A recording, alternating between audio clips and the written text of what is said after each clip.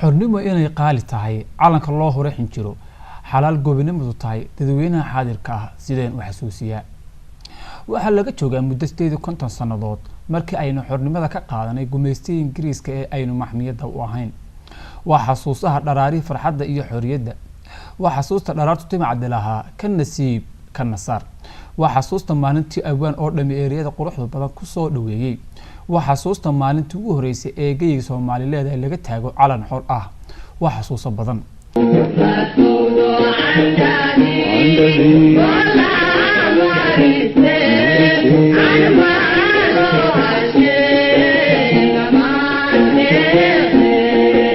haddaba 50 sanadood Soomaaliland maxay mutaysatay maxaase u qabsoomay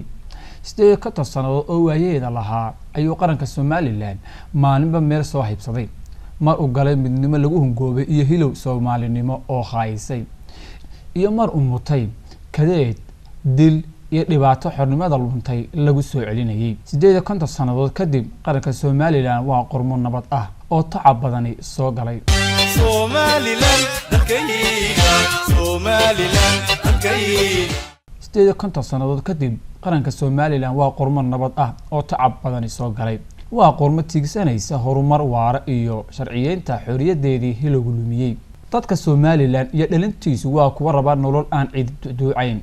waa kuwa u tafaxaytay inay iskood kartooda ku meel maraan dhalinyarada dhaqdhaqaaqa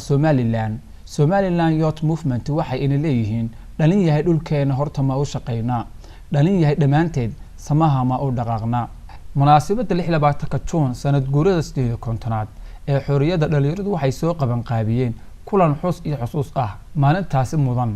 maalintaasi boqoran hamoogaan inaad soo ajiibto ama kulanka aad la xafladeyso dhalinta quruxda badan bandhiga ay soo abaabuleen